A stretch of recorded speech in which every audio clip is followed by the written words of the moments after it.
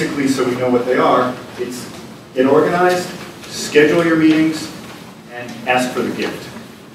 Okay, so hopefully you're organized. You've muscled up the courage to make a few phone calls, and you've got a few meetings. Now what's going to happen? Here's a number of the things. There's a lot of different things that can happen, but here's a number of the things that we'll go through. You kind of all know already that you can't just walk up to somebody and say, hey, where's the money? You really need to develop a dialogue and a relationship with this person, and if you make it about the money, you may get a gift, but it should never really be about the money. It should be about finding out what's interesting to them in the world, and how together, the two of you, your organization and them, can help to make the world a better place in the way that you're doing it.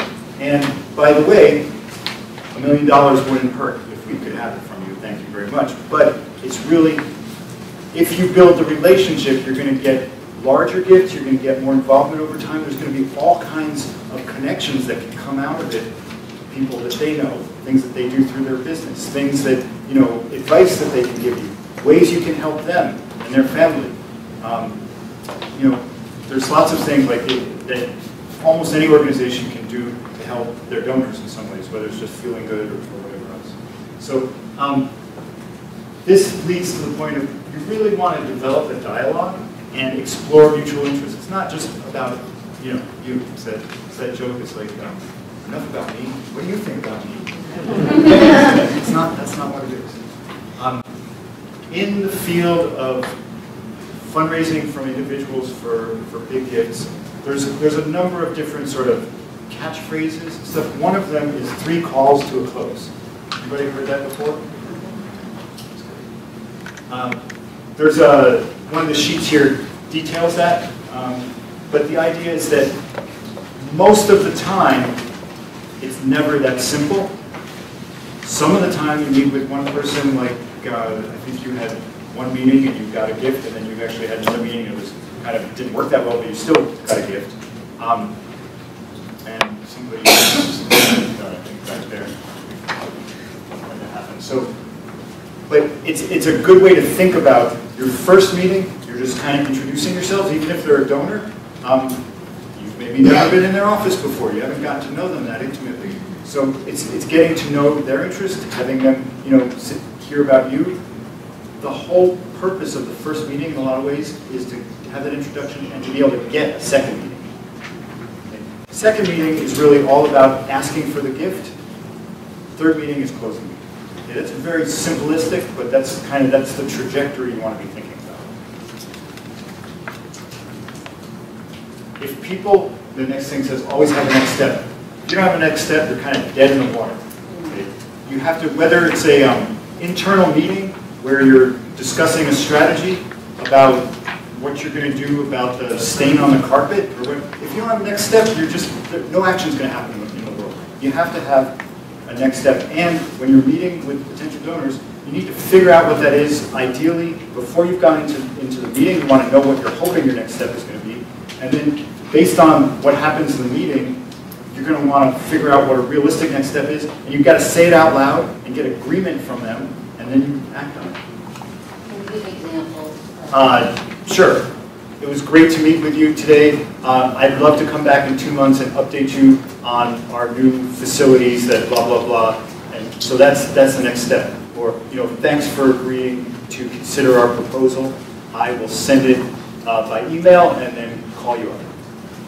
How much sort of research should we be doing on individuals? Sort of to your point of the John Smith phenomena, of like I got your name from our board member. You know, do we should be prepared and aware, but how much sort of? Yeah. So there's 2 levels of that. Like research before you even call them, then maybe research before meeting. If you have research and you have information is a great thing. I think the world is, I'm kind of contrary to a lot of people in the way I feel about it. Many organizations spend way too much time getting way too much research because the person that you're going to meet with is going to tell you everything you need to know. I love the following question. Tell me about your philanthropy. People love talking about the gifts they gave. Just ask them. They'll tell you, and then you get, you know, I just gave $500,000 to the hospital. Yeah, I love it. You know, if bring it on an iPad or something small. The thing is, you want to, again, relationships. You don't want that iPad to be between you and developing a relationship with the person.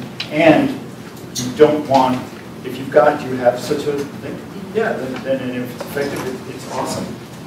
I've seen a lot of organizations that are like, okay, we need a video, we don't have a video, 6 months from now we'll have the video, so let's wait on meeting. Don't do it that way. What could be your next step? I'll send you my video. Yeah, Absolutely. absolutely. Call it after that. Yeah. Okay, so, okay, the last two things are really important. When you're actually asking for money, if I were to ask people to look in their wallets or pocketbooks today, everybody here, and see what you've got in your wallet, you're going to pull out dollar bills and coins that come in specific denominations. They're not just like, ugh, I'm so hungry. So you want to ask, people have specific amounts of money in their bank accounts and their investment accounts.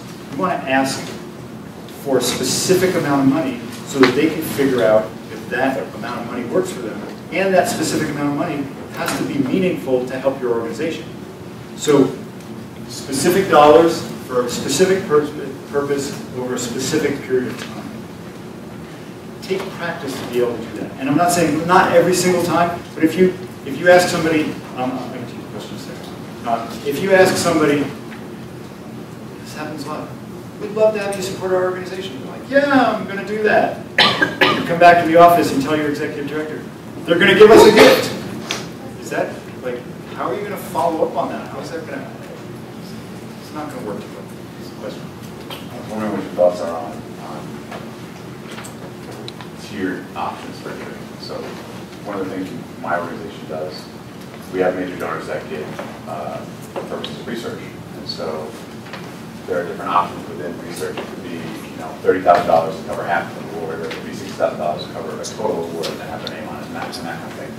Would you think it would be a better approach to be targeted with one specific thing based on your conversation with them, or would it be better to kind of say, hey, you know, this is what we can do at this level, this is what we can do at this level? Okay, I think that this is the answer to your question from my perspective. So there's a funny thing about money. Most people and organizations always want more of it rather than less, right? So when your job as a fundraiser is to maximize every single gift, not in like a brutal way or something, but just to get as much money as you can for your purpose. So if you're giving somebody, you can do a little bit for this much, or you can do more of it for this much. A lot of times they're going to pick the little. I don't know if anybody's had personal experience with that, but so